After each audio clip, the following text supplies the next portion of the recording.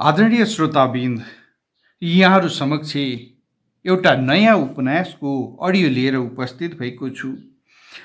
उपन्यासकार बाजुराम पौडेलज्यूद्वारा लिखित अर्को संसार उपन्यासभित्र यहाँहरूलाई प्रवेश गराउँदैछु। उपन्यास अन्तिम समयसम्म सुनेर रसास्वादन गर्नुहोला, आनन्द प्राप्त गर्नुहोला। उपन्यास अर्को संसार, उपन्यासकार बाजुराम पौडेल। उपन्यास यसरी प्रारम्भ हुन्छ।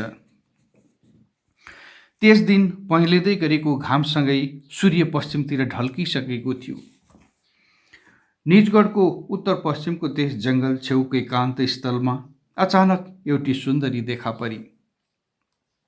ऊ हतार हतार जङ्गलतर्फ बढ्दै थिए। मैले उसलाई त्यसतर्फ अघि नबढ्न सङ्केत गरेँ।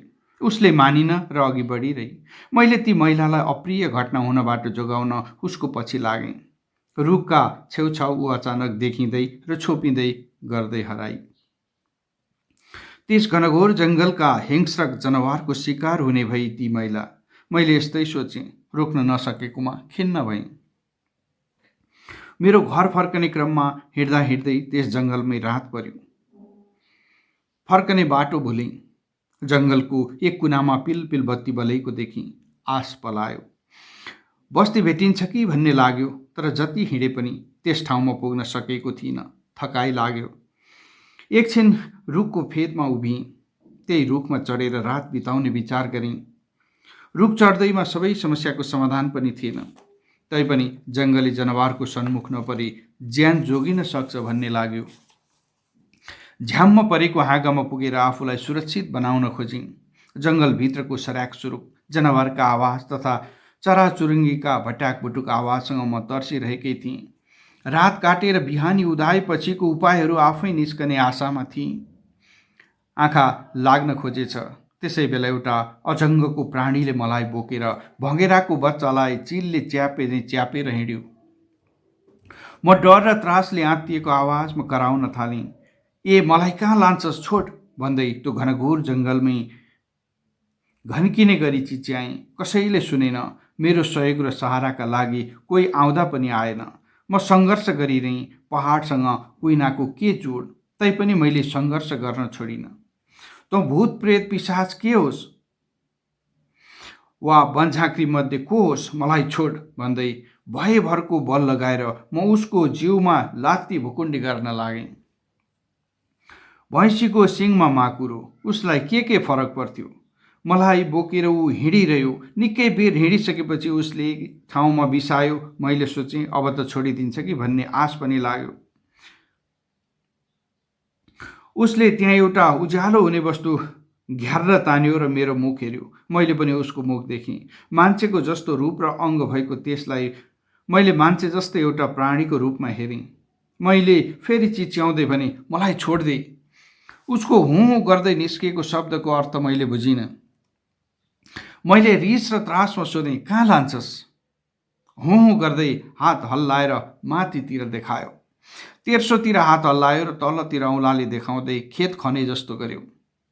मलाई तेरो जहान बच्चाको आहारा बनाउन लान लागेको होलास् पापिष्ट, मैले ठुलो आवाजमा चिच्याएर भने।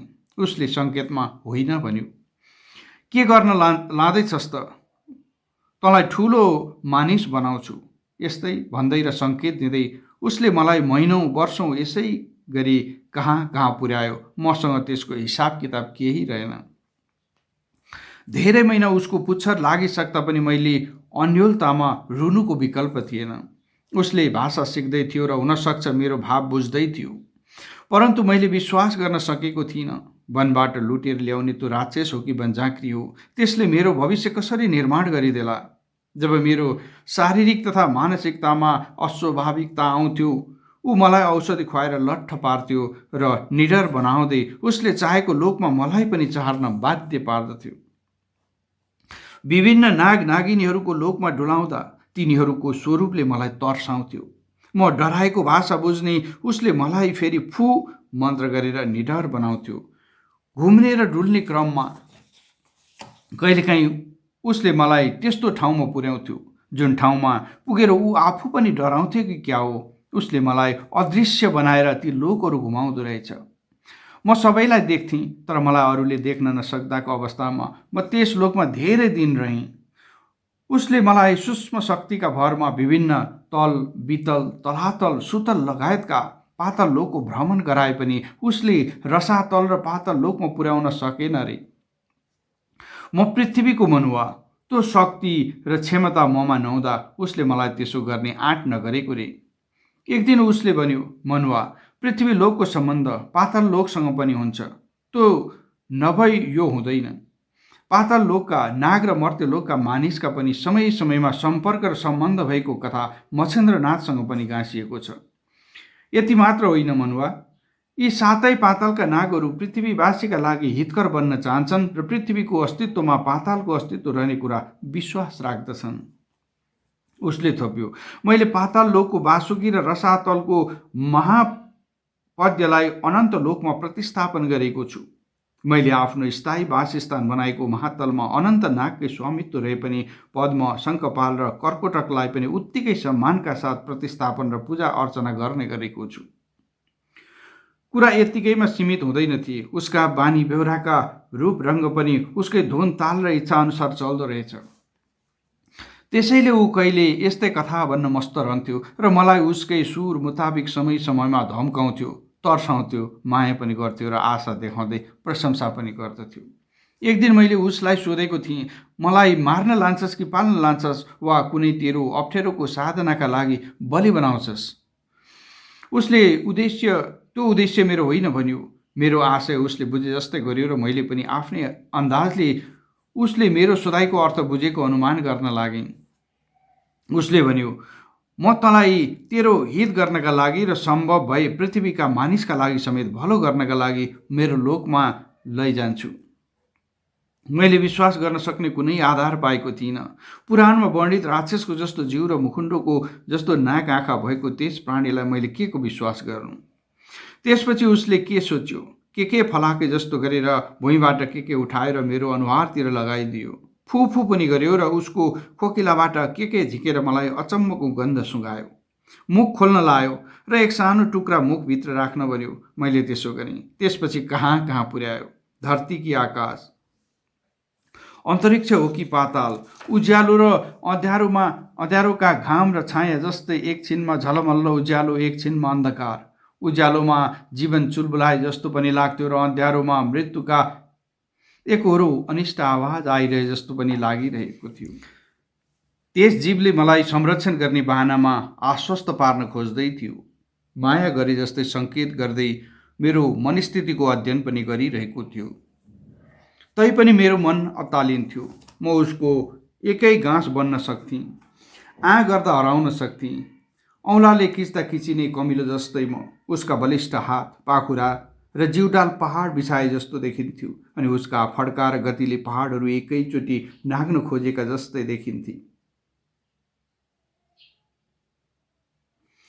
प्राणीभित्रको माया र त्यसको विवेकले मलाई त्यसरी नतर्सन सजग गराउँथ्यो। तर के विश्वास? आफ्नै कुलवंशले त हत्या गर्न छोड्दैन भनी त्यस रहस्यको अजङ्ग जीव संरक्षणको आश्वस्त सङ्केत निकाल्दै थियो। त्यो अजङ्गको प्राणी माया हुनेसँग विवेक हुन्छ। एउटा उदाहरण देखाउँदै थियो उसले। खाने चिज ऊ मेरो मुखमा नै लगेर जोडिदिन्थ्यो।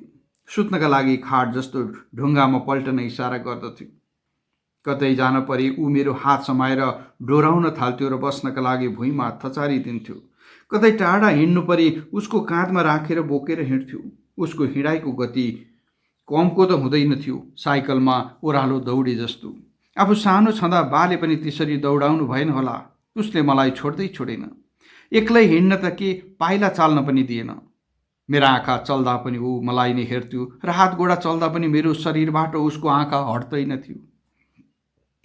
हुन पनि त्यस्तै ठाउँ, अँध्यारो उज्यालो, चिसो तातो, उकालो ओह्रालो, खोला नदी ताल इनारहरू सर्वत्र। एक्लै हिँड्दा भेउ नपाउनेहरू तालमा डुब्थे, नदीमा बग्थे, इनारमा खस्थे, भिरबाट खुरमुरिन्थे होलान्। यसै भएर होला उसले मलाई यस प्रकारको सुरक्षा दिइरहेको थियो भन्ने मैले ठाने। मलाई खान मन लाग्दैन थियो र निन्द्रा पनि साह्रै कम। डर र चिन्ताले होला उसले मलाई हाब्रो भनेर बोलाउन थालेको भर्खरै देखियो। पहिले मलाई मनुवा भन्थ्यो, त्यसको अर्थ मलाई लाग्थ्यो, तर हाब्रो शब्दसँग म अपरिचित थिएँ। उसले मलाई हाब्रोको अर्थ अचम्म राम्रो विद्वान, माया लाग्दो र दयालु जस्ता धेरै अर्थ लाग्ने शब्द हो भनेर सिकायो। झन्डै झन्डै दमा बजेको जस्तो घन्किँदो धोद्रो आवाजको बोली उसको मुखबाट निस्कन्थ्यो। सुरुमा उसले जे बोले पनि मलाई एउटै आवाज जस्तो लाग्दथ्यो, तर त्यस्तो भएन। धेरै दिनसम्म उसको ध्वनि र ओठ चलेको र घाँटीको नसा फुलेको दृश्यसँग म आफू पनि परिचित हुँदै थिएँ। केही समयपछि उसले बोलेको लवजमा फरक फरक ध्वनि महसुस गर्न लागेँ। मलाई चल्तीका भाषा सिकाउने अभिप्रायले उसले एउटै शब्द दोहोऱ्याई तेह्राई कराइरहन्थ्यो। म पनि ऊसँगै ती ध्वनिहरूको नक्कल गर्दै थिएँ। मिलेको बेला ऊ निलो गिजा देखाएर हाँस्थ्यो। धेरैचोटि बोल्दा पनि मिलेन भने ऊ मसँग रिसाउँथ्यो। रिसकै सुरमा पिटुला जस्तो पनि गर्थ्यो र चिच्याउँथ्यो।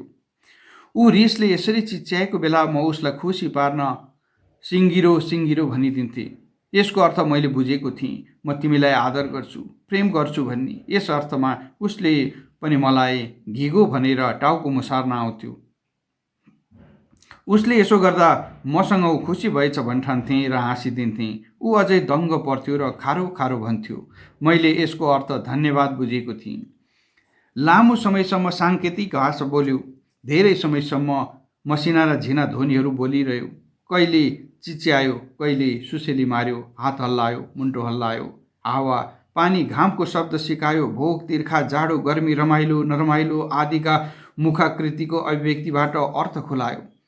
मैले बोल्ने भाषा पनि उसले यसै गरी सजिलै सिक्यो। मैले उसलाई अभिभावकका रूपमा लिइसकेको थिएँ। सायद उसले मलाई आफ्नै स्वजाति सन्तानको प्रेम वर्षाइरहेको थियो। मलाई साथ दिइरहन्थ्यो। उसका जाति र समूहबाट मलाई खतरा थियो।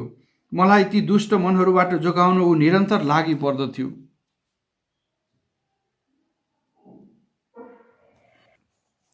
त्यहाँ पनि द्वन्द्व र झगडा हुँदो रहेछन्। त्यस दिन ऊ कतै झगडा गरेर आएको थियो। उसले यस ठाउँलाई उसको भन्दा पनि मेरा लागि असुरक्षित ठानेर होला ऊ बसाइँ सर्दै थियो।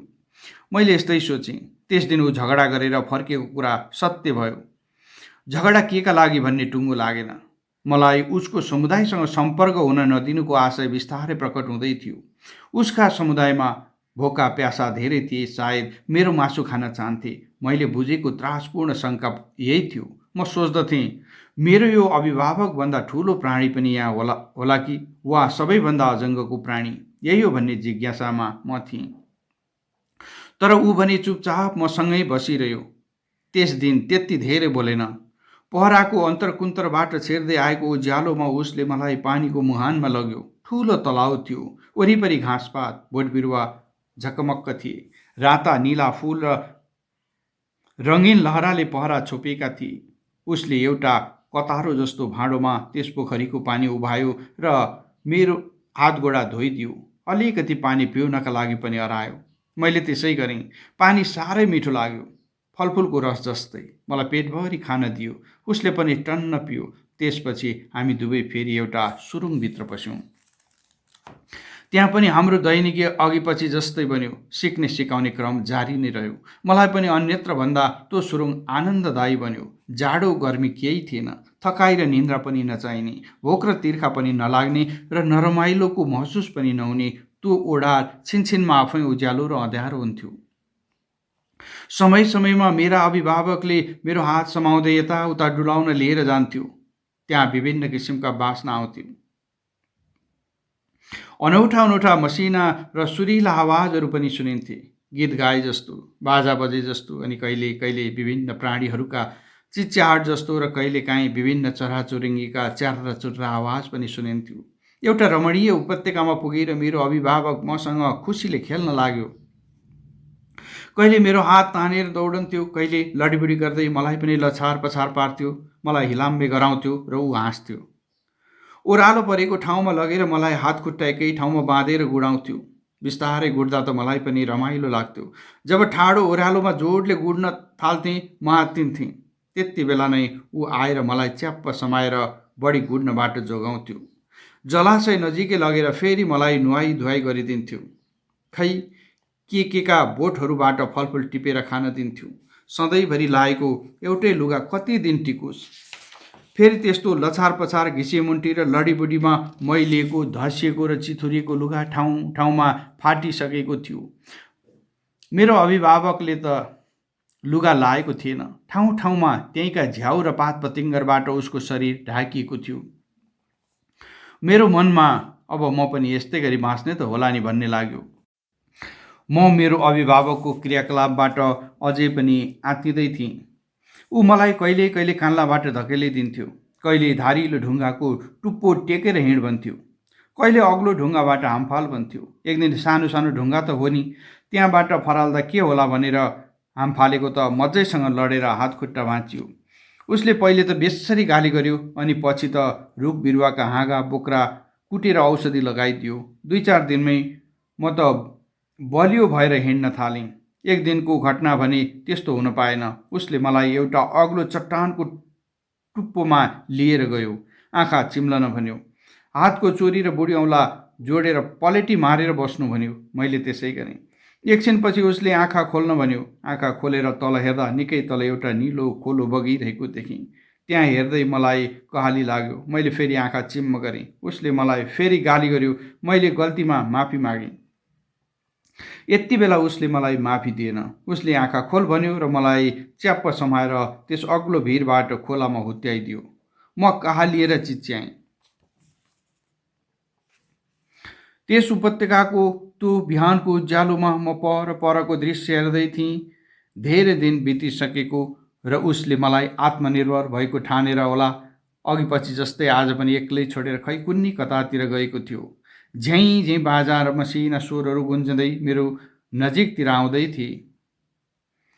यसपालि म कतै लुकेको थिइनँ, छेको परेर छोपिएको पनि थिइनँ। मलाई मेरो अभिभावकले यस सम्बन्धमा केही भनेको पनि थिएन। आज अप्रत्याशित यस प्रकारको प्राणीहरूको आगमन मेरा लागि सामान्य हुने छैन। मैले यस्तै सोचिरहेको थिएँ। मेरो अभिभावकको अथाह रहस्यमय शक्तिमा म विश्वास गर्न लागेको थिएँ। उसले पक्कै मलाई सुरक्षा कवच दिएको होला। मैले यस्तै सोचेर आफूलाई दरिलो बनाउँदै थिएँ। अकस्मात एउटा हुल म बसेको ठाउँको निशाना बनाउँदै मेरै नजिकै आइपुग्यो। उनीहरू मलाई देखेर सबै रोकिए। बाजा पनि बजेन। गीत र गानाका कुनै आवाज पनि सुनिएन। सबैका आँखा र हातहरू आक्रामक देखिँदै थिए। मेरो अभिभावक जस्तै अजङ्गको नारी स्वरूपले त्यहाँ नेतृत्व गरेकी रहेछ। सबैले उसको निर्देशनको प्रतीक्षा गरिरहेका थिए। त्यो अजङ्गको नारी स्वरूपको जगल्टामा म जस्ता 10औं मानिसहरू हराउन सक्थे। त्यस जगल्टाले यसको वक्षस्थल पूर्ण छोपिएको थियो र नितम्बका आधा भागसम्म पनि जगल्टा लत्रिरहेका थिए। बाँकी उसका विशेष अङ्गमा मेरो अभिभावकले जस्तै झ्याउ लहरा र बिरुवा पातले छोपिएका थिए। विभिन्न झल्कने टल्कने र बत्ती जस्तै बलेका माला गहना, हातका बाला, गोडाका कल्ली, कम्मरमा विभिन्न प्राणीका दाँत, बङ्गरा, सिङ, चुचो, नङ्ग्राबाट बनेको पटुका पेटी बाँधेकी विशाल शरीरकी त्यस नारी स्वरूप मलाई एकै गाँसमा निलुला जस्तै गरी मुख मिठ्याउँदै थिए। उसको नाभिस्थल डगडग कम्पन हुँदै थियो। झुन्डाएका बोरा जस्ता स्तनहरू छिटो छिटो पिङ जस्तै मच्चिँदै थिए। विशाल नितम्बमा मांसपेशीका खण्डहरू हल्लिरहेका देखिन्थे। उसका साथमा ऊ जस्तै नग्न रूपका किशोर र युवा उमेरका नारी र पुरुष पनि थुप्रै थिए। कोही हाँसे जस्तो गर्थे, कोही मलाई जिस्काउन खोजे जस्तो गर्थे, कोही बक्स देखाउँदै अघि बढ्थे, कोही तिग्रा फैलाएर नाभि स्थल उँचो र नितम्बलाई छड्के पार्थे, अनि कोही त मलाई मुक्काले हिर्काउन खोज्दै मुट्ठी बटार्दै थिए। म त्यस दिन असाध्यै डराएँ। त्यस भीमकाय व्यक्तिले मलाई जङ्गलबाट उठाएर ल्याउँदा पनि म त्यति डराइनँ होला। आज डरले ओठ मुख खङ्रङ्ग सुकेको छ। हात गोडा थरथर काँपेका छन्। आँखा तिरमिर हुन थालेका छन्। मेरो आयु आजसम्मको मात्रै रहेछ भन्ने ठान्दै सङ्घर्ष रहित मृत्युको प्रतीक्षा बाहेक मसँग विकल्प थिएन। पाथी पिठोको रोटी पाक्ने ताउ जस्तै हत्केला उठाउँदै त्यो अजङ्गकी नारी स्वरूपले मेरो टाउको छुँदै हाउ मात्र के भनेकी थिए। मेरो अभिभावक त्यही बेला आइपुगेछ। उसले घ्याङ्ग्रो घुङ भन्दै त्यस नारीलाई अन्तै घचेटिदियो। अरू पनि पर पर लागे। तँलाई खान्छु भन्दै झम्टन आएकी त्यस नारीलाई मेरो अभिभावकले त्यसलाई छोइस् भने तँ मर्छेस् भनेर गाली गरेको रहेछ। मेरो अभिभावकको शक्तिको परीक्षा राम्ररी भयो। ऊ अत्यन्त शक्तिशाली रहेछ र त सबै डराउँदा रहेछन् भन्ने मैले बुझेँ। त्यो दिन मैले आफ्नो मरणको दिन स्वीकार गरिसकेको थिएँ, परन्तु त्यसो भएन। मेरो अभिभावकसँगको भेटपछिको यो पहिलो खुसी थियो मेरो जीवनमा। त्यस भीम शरीरकी नारीले आफ्नो छरिएको जगल्टा र झाँक्रो नितम्बतिर पन्छाउँदै मलाई उसको वक्षस्थलमा टाँसी। मेरो टाउको सुमसुमाई, गालामा मोही खाई। उपस्थित सबैले म प्रति मायाको अभिव्यक्ति दिए। सबै नजिक हुन खोज्दै थिए, तर मेरो अभिभावकको अनुमति प्राप्त नभएर होला उनीहरू त्योभन्दा बढी मेरो अगाडि आउन सकेनन्। एकैछिनमा पर पर भागे। त्यो दृश्य देखिरहेको मेरो अभिभावकले त्यस भीमकाय नारी रूपलाई सकेसम्म चोख्याउने प्रयासले भन्यो, नारी रूप आफैमा एउटा महिमामय रूपमा हो। संसारको सृष्टिकर्ता रूपले नारी रूप चिनिन्छ। उपभोगका दृष्टिले उसको स्वभाव र शक्ति अगस्तीको भन्दा पनि उच्च छ। ऊ सन्तुष्ट बन्न सक्दिन, उसलाई धेरै भोग गर्नुपर्दछ। ऊ बढी भोग गर्दछ र त्यसै गरी बढी नै भोग गराउँछ। भोग्या बन्नु उसको दोष होइन, प्रकृति हो। यही अर्थमा ऊ महिमामय नारी बनेकी हुन्छ। मलाई भने त्यस विराट नारी रूपको एउटा पहाडले लामो समयसम्म पनि तर्साइरह्यो।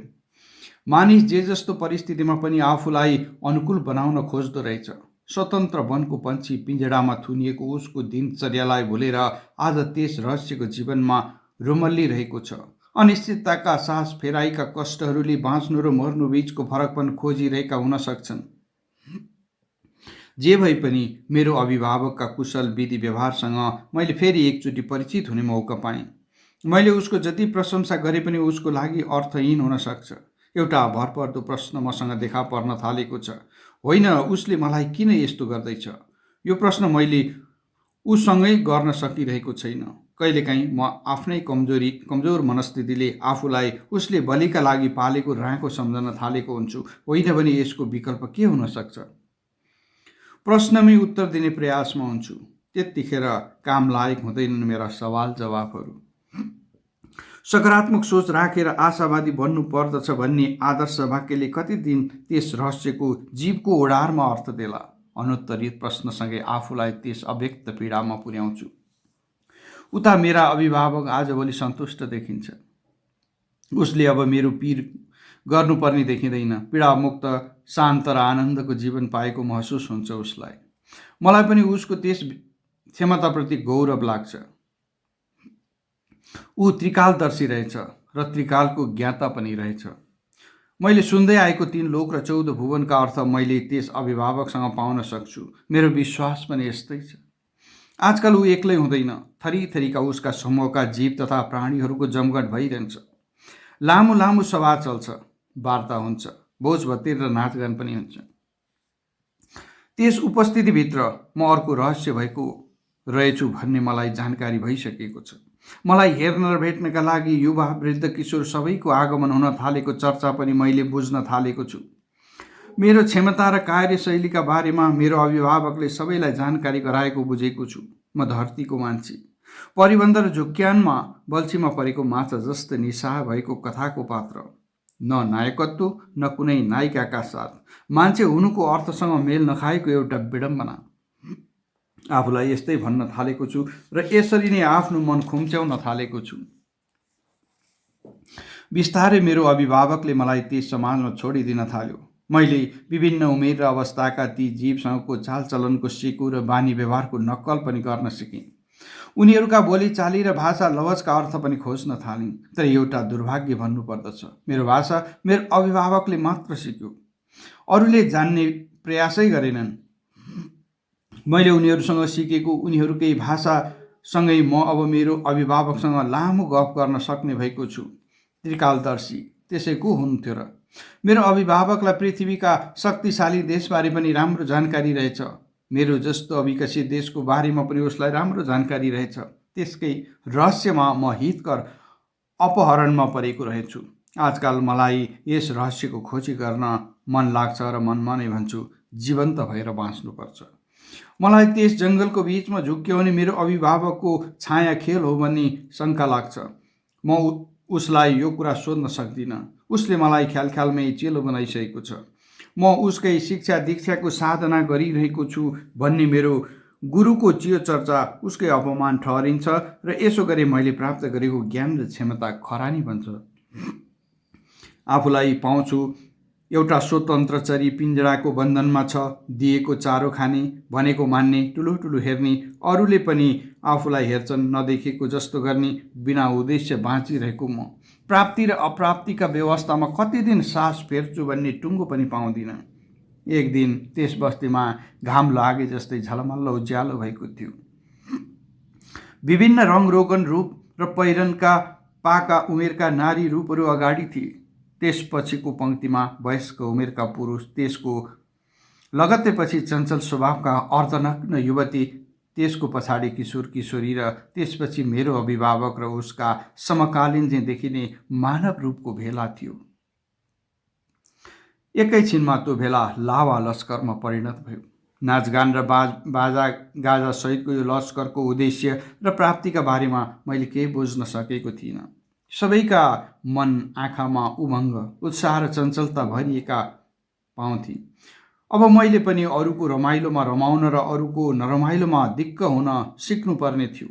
किन र कसरीका प्रश्न सोध्ने ममा अधिकार थिएन। मसँग पनि कसैले यस्तो प्रश्न गर्दैनथ्यो। सबैले गरे जस्तै गर्ने मेरो मूल कामको लेखाजोखा गर्ने पनि म आफै मात्र थिएँ। त्यो बथान एउटा विशाल रङ्गमञ्च तयार भएको टुँडीखेलतर्फ मोडियो। विभिन्न पत्थर, मणि, माणिक, हिरा, मोती, जवाहरात, सुन, चाँदी, बोट बिरुवा, लहरा, झार, झ्याउ, लेउ आदिका संयोजनबाट सुन्दर रूपमा सजाइएको त्यस भेला स्थलमा अझै नौला रूप रङ्गका मानव रूपहरू पहिलेदेखि नै त्यहाँ बसिरहेका रहेछन्। एक किसिमको शङ्ख जस्तो बाजा बजाएर त्यस उपस्थितिलाई उनीहरूले स्वागत गरे। आगन्तुकका तर्फबाट पनि दमा र ढोलक सहितका भेरी कर्नाल जस्ता बाजा बजाए कार्यक्रम स्थल घन्कियो। मेरो अभिभावकले मलाई उसँगै लिएर अघि बढ्यो। मलाई अचम्म मानेर हेर्नेहरूको ताँती लाग्यो।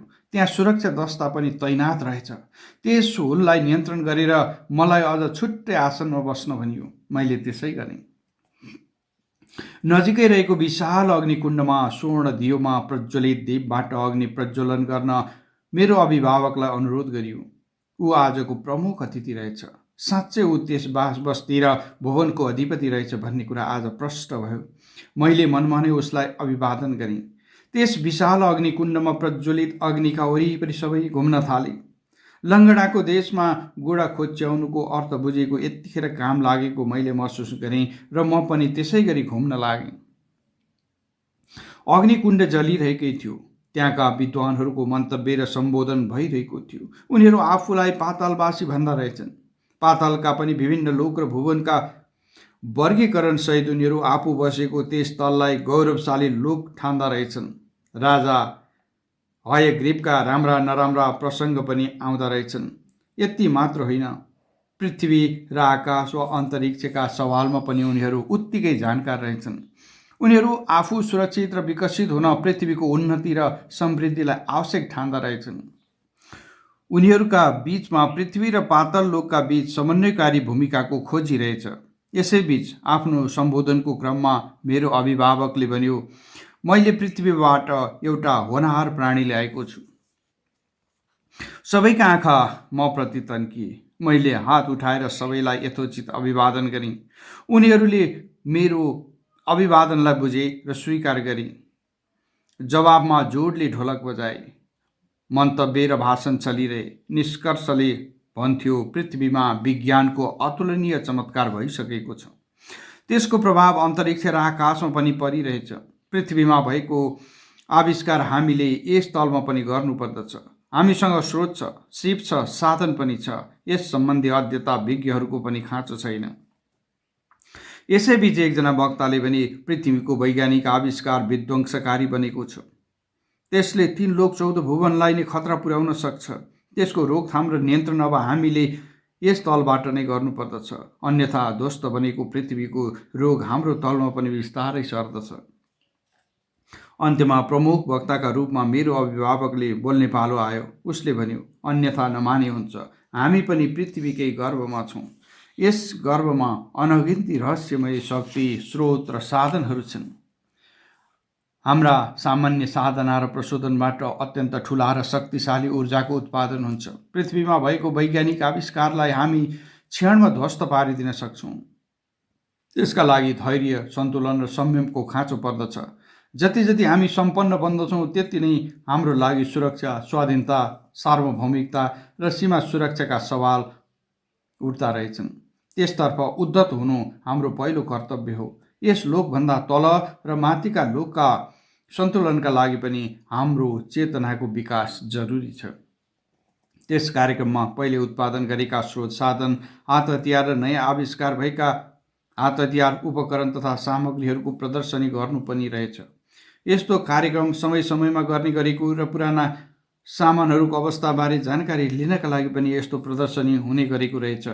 एउटा वैज्ञानिकको आविष्कार रहेछ, एउटा बट्टा र त्यसभित्र दुई पदार्थका टुक्रा मिसाएर आँखा चिम्लेर ध्यान गर्दै त्यसलाई शक्तिमा परिणत गर्दै प्रहार गर्ने हतियार। उसले त्यसै गर्यो र एउटा निशाना थापेर सबैका अगाडि त्यसमा सफल प्रहार गर्यो। यस्तै प्रकारका धेरै आविष्कार भएका रहेछन्। नदेखिने टाढाका निशानामा समेत प्रहार गर्न सकिने आविष्कार धेरै भएका रहेछन्। ती सबैको प्रदर्शनी भयो। एकजना वैज्ञानिकले त मनमनै अदृश्य प्रहार गरेर एउटा ठुलो ढुङ्गालाई चकनाचुर पारिदियो। मैले सोचेँ, पृथ्वीको गर्भमा धेरै शक्तिशाली र अमूल्य भण्डार रहेको छ। यसको खोज आधुनिक विज्ञानले गर्न सकेको छैन। अन्तरिक्ष र खगोलको यात्रामा अल्मलिएको विज्ञानले अब पृथ्वीभित्रको गहिराईको पनि अध्ययन गर्नुपर्दछ। त्यस कार्यक्रमदेखि मेरो अभिभावकप्रति मेरो अगाध श्रद्धा बढेको छ। उसले मलाई अपहरण गरेको अर्थ पृथ्वीका सम्पूर्ण मानवहितका लागि गरेको रहेछ। ममा आशा पलाउन थालेको छ।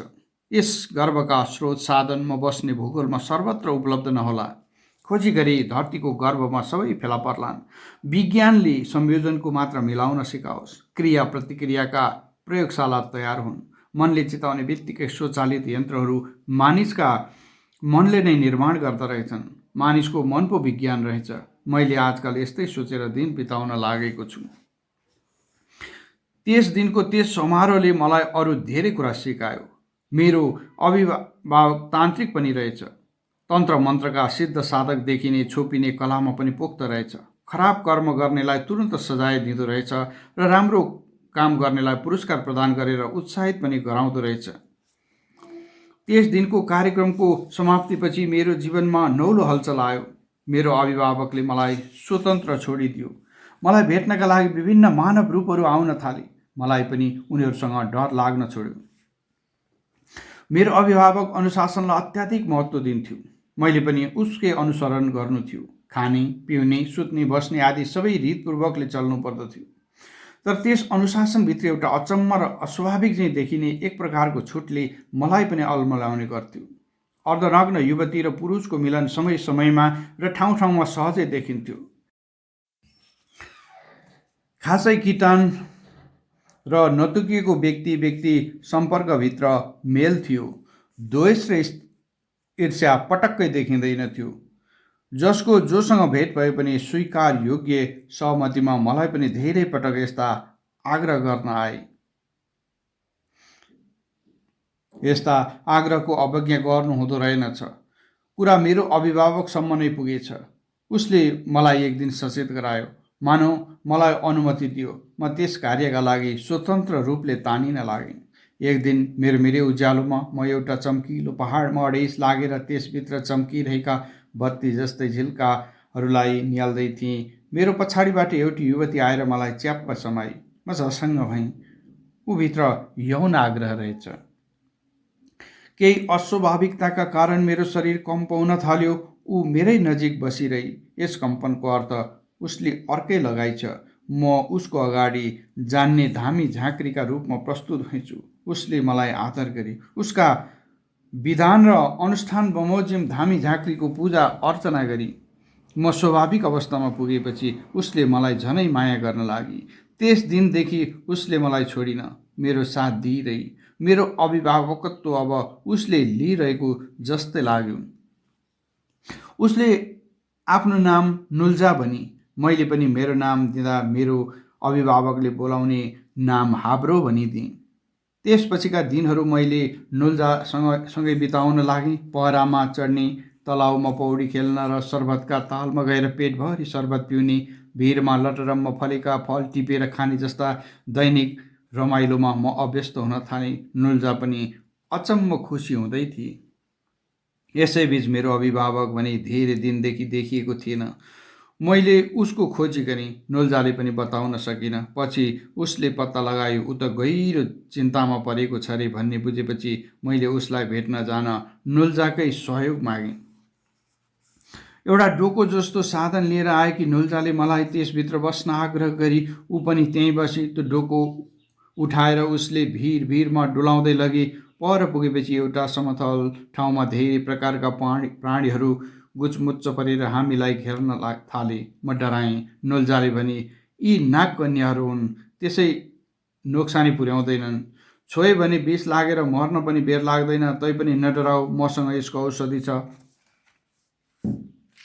उसले भन्दै गई।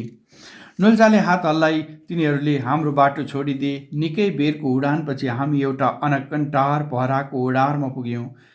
उसले मलाई त्यहीँ छोडेर एकछिन कतै हराई। एकछिन नबित्दै ऊ आइपुगे र मलाई साथै लगे। मेरो अभिभावक त्यहीँ रहेछ। उसले भेट गराए। मेरो अभिभावकले मलाई भन्यो, धरतीका मान्छे त स्वार्थी हुन्छन् भन्ने बुझेको थिएँ, तर तिमी त्यस्तो रहेनछौ। मलाई भेट्न आइपुग्यौ। म अलि अस्वस्थ छु। तिमी आयौ, म खुसी भएँ। नुल्जासँग तिम्रो सम्पर्क बढेछ, त्यसमा पनि म खुसी छु। यस नुल्जाका बारेमा पछि सबै म तिमीलाई बताउँला। ऊ पनि म जस्तै तिम्रो भलो चिताउने हुनेछ। त्यसपछि विपरीत लिङ्गका आकर्षणले मेरो मन ज्यादै खिचिरह्यो। मलाई अभिभावकले भनेपछि विश्वास पनि लागेर आयो। मेरो सबै रेखदेख उसैले गर्थे। उसका साथी भाइहरूसँग भेटघाट गराउँथे, आफन्तजनका साथै लैजान्थे। विशेष उत्सव र पर्वहरूमा पनि साथै लिएर जान्थे। नुल्जा पृथ्वीको भए महान वैज्ञानिक प्रमाणित हुने एउटा नारी रूपसँग मेरो हेमचिम असाध्यै बढ्यो।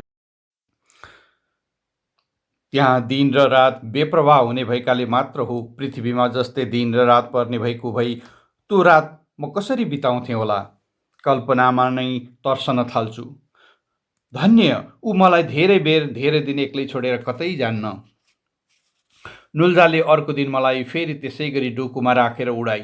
मैले धरतीमा देखेको हिराको जस्तै भुइँ, भित्ता, छाना र ढोका भएको एउटा महलमा उसले मलाई सुटुक्क छिराई।